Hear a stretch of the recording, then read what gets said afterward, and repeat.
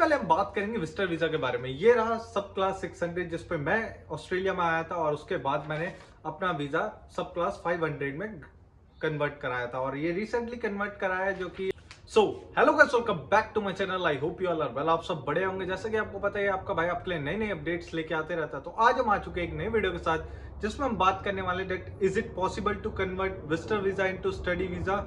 If is it possible then how, if is it not possible then why. तो हम करते हैं इस वीडियो को स्टार्ट।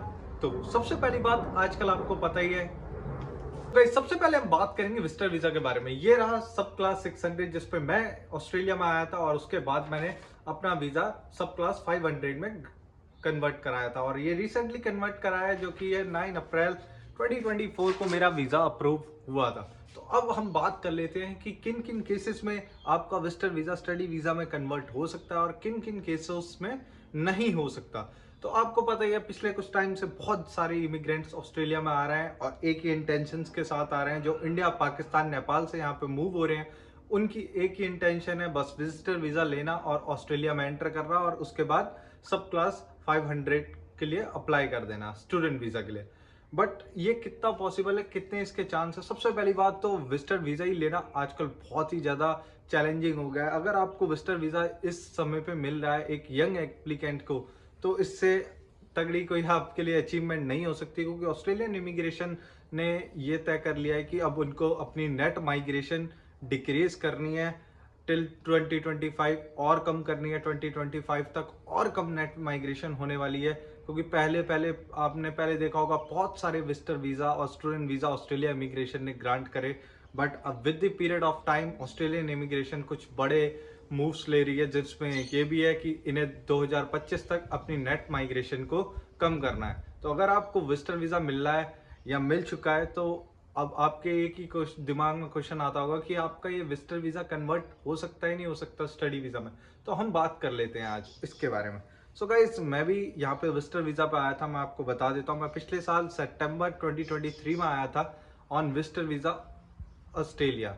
मैं कनाडा से मूव हुआ था यहाँ पे और उसके बाद मैंने सारा प्रोसीजर किया। मेरी फाइल में कोई गैप वगैरह भी नहीं था, मेरे पास सारे डॉक्यूमेंट्स वगैरह सारा कुछ प्रॉपर था और मैंने उसके बाद सब क्लास 500 अप्लाई कर दिया था और मेरा 9 अप्रैल 2024 को मेरा वीज़ा भी ग्रांट हो चुका था, जो कि मैं आपको दिखा देता हूँ।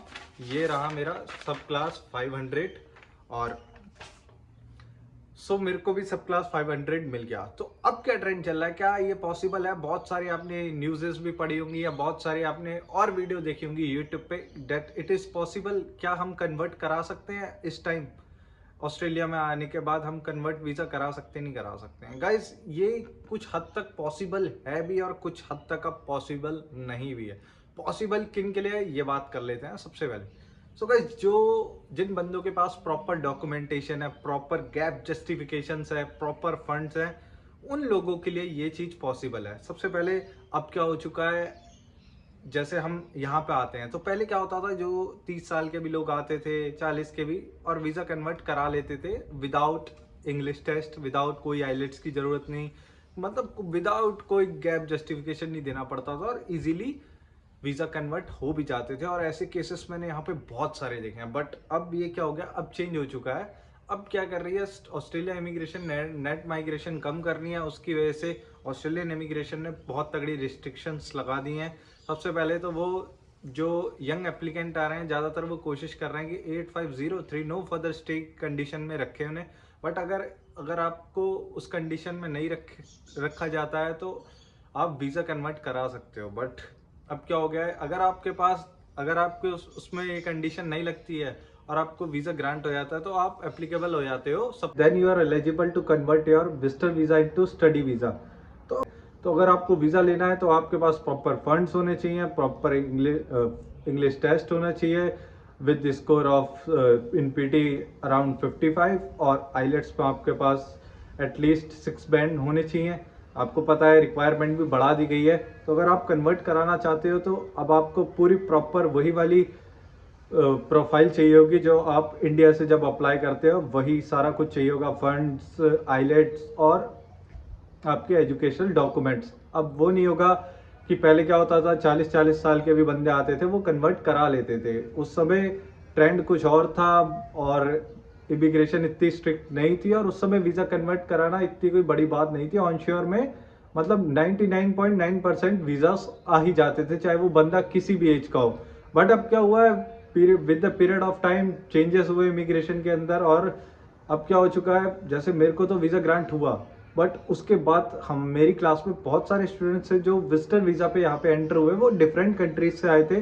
फिलीपींस के भी थे, इंग्लैंड के भी थे और भूटान के भी थे। बट क्या हुआ, 10 बच्चे एटलीस्ट मेरी क्लास में कम से कम 10 बच्चे थे जिन्होंने अपना विजिटर टू स्टडी के लिए अप्लाई किया था। बट उसमें से कितने लोगों का वीजा आया मैं वो बताता हूँ। 10 बंदों में से खाली 3 बंदों का वीजा आया और उसमें से 5 लोगों का रिफ्यूज हो गया और 2 अभी भी वेट कर रहे हैं अपने वीजे का।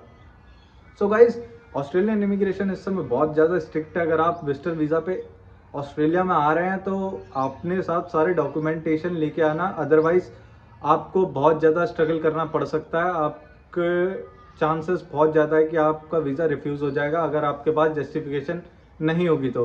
हाल ही में बता भी देता हूँ मेरे एक फ्रेंड को क्या रीज़न दिया उन्होंने।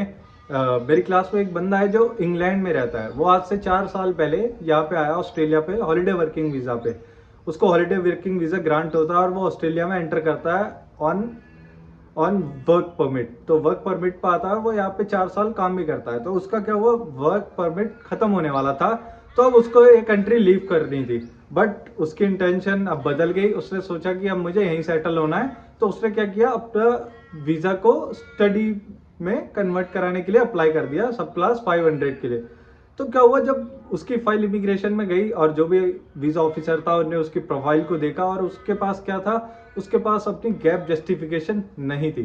तो जब उसने गैप जस्टिफिकेशन अपनी फाइल के साथ अटैच नहीं करी तो उसके ऊपर सीधा सीधा इमिग्रेशन ऑफिसर ने ये रिफ्यूज़ करके वीज़ा भेज दिया कि आपके पास, जो उस बंदे ने 2013 में 12th करी थी, उसके बाद से उसके पास कोई भी जस्टिफिकेशन नहीं थी। और वीज़ा ऑफिसर ने सीधा सीधा बोला कि आपके पास कोई प्रॉपर जस्टिफिकेशन नहीं है, आपने अपनी प्रोफाइल में जस्टिफाई नहीं कर रखा है कि आपने क्या करा उसके बाद, और उसका वीज़ा रिफ्यूज़ कर दिया गया। तो यही मेरा आपको कहना था, और मैं ये चीज़ अटैच भी कर दूंगा क्या क्या उसको रिफ्यूज़ल रीज़न दिए गए। और ये गलती आप मत करना। अगर आप यहाँ पे आ रहे हो, अपने साथ सारे डॉक्यूमेंटेशन लेके आना अगर आपको वीज़ा चाहिए।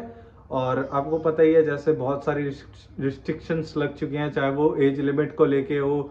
ये सारी इन्फॉर्मेशन मेरी पुरानी वीडियोस में मिल जाएगी, उनको जाके चेक करो और लाइक करो, शेयर करो, सब्सक्राइब करो। अगर वीडियो अच्छी लगी हो तो शेयर करना बिल्कुल मत भूलना। और मिलते हैं नेक्स्ट वीडियो में। कोई भी डाउट हो कमेंट कर देना, अपनी तरफ से पूरी कोशिश करूंगा मैं कि आपका कमेंट का जवाब दे दिया जाए।